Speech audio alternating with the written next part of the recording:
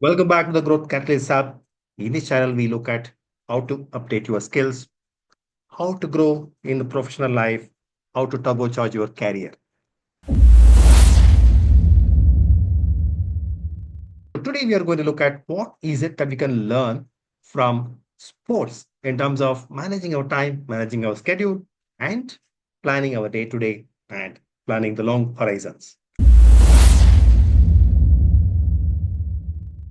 So much that one can learn from pro athletes, whether it is cricket, whether it is football, basketball, marathon running, 100 meters running.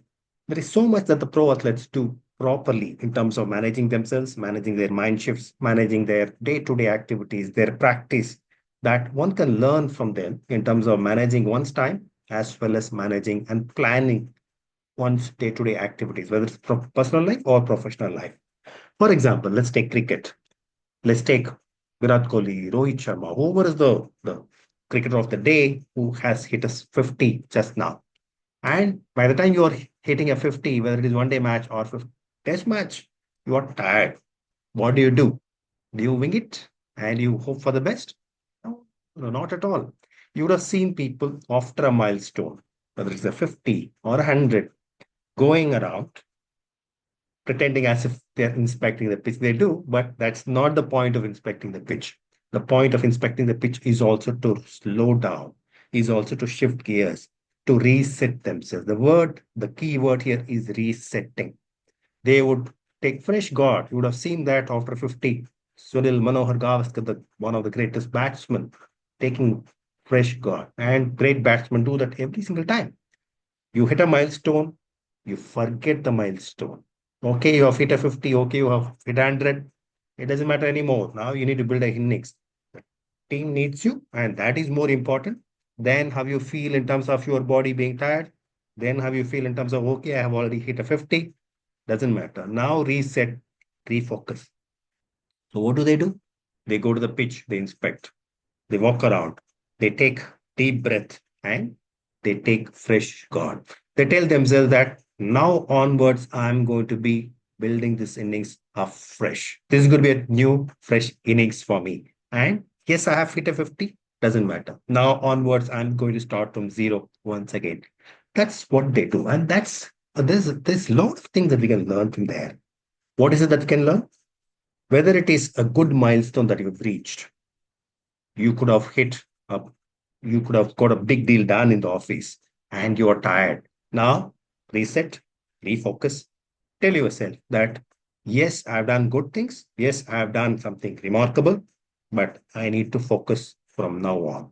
You might have delivered a great project, and the tendency is to bask in the glory, but you still need to go look fresh ahead for the next day, next deal, next project, and so on. So look at the cricketers and learn the art and the science of resetting and refocusing. You can break the day into two parts. Okay, the first half you have done great, but that doesn't mean that the second part will go the same way. Reset, refocus for the second half. You would have done great in the first quarter of the year. Reset, refocus for the second quarter, third quarter, fourth quarter. These are the things that we can learn from cricketers in terms of how they take fresh guard, how they refocus even after a milestone.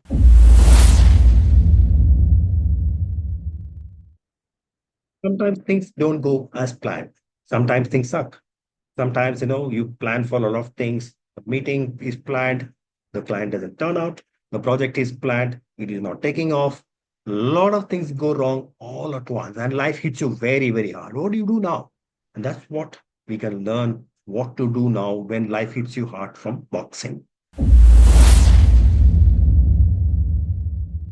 You look at boxing, and it's a fantastic sport because it teaches you a lot of skills.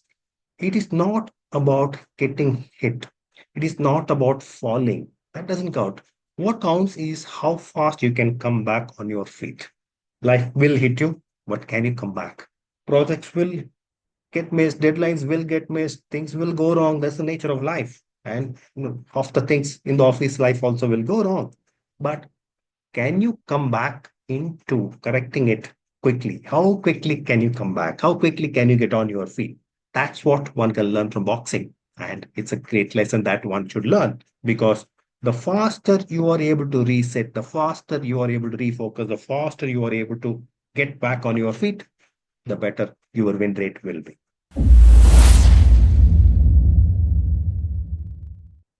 There is a lot one can learn from marathon runners. You don't see marathon runners sprinting at the start of the race. They start slow, they start steady, and they pace their whole run. Marathon runners, so they know how to pace themselves. They don't run fast. It's not a 100 meters race. Life is not 100 meters race. Life is not the company project. Many times it's not a 100 meters race. It is all about marathon. You need to build, you need to pace the whole way properly so that you have a lot of steam left to reach the milestone. What do? You look at the time that you have for the project and look at what you should have done basis different timings in terms of milestones. You look at, okay, this is a milestone I should have reached by this time. This is a milestone I should have reached by this time, and so on and so forth, so that you are very, very clear in terms of the path that you are taking towards the closure of the project. Great lessons can be learned from sports and definitely from marathon runners. There's a lot one can learn from basketball pros. They don't try to take the shot all the time. They go near the shot, about to take the shot, but somebody is blocking, the defense is blocking them. They just pass. In split second, they pivot, they change their game, and on the fly, they do what needs to be done. And that adjustment is what life also requires, whether it's personal life or professional life, especially professional life, especially office, corporate life. You have a plan, you're executing that plan, but life throws punches at you, project stalls, and somebody above in your corporate ladder says, this is not to be done now, do this. And you are always almost halfway through doing plan A itself. What do you do now? That is where having plan B, even plan C, works out beautifully well. You should have plan B, you should have plan C, and you should have practiced those plans as well in your mind in terms of how I'm going to execute this plan in terms of plan A not going well, in terms of plan B getting stalled, what I need to do. All of this, unless you are prepared mentally, it comes as a road shock and it takes time for you to get recovered from the shock itself. And there is no time for that. You should be able to pivot very fast and adjust on the fly. That's what you learn from sports like basketball.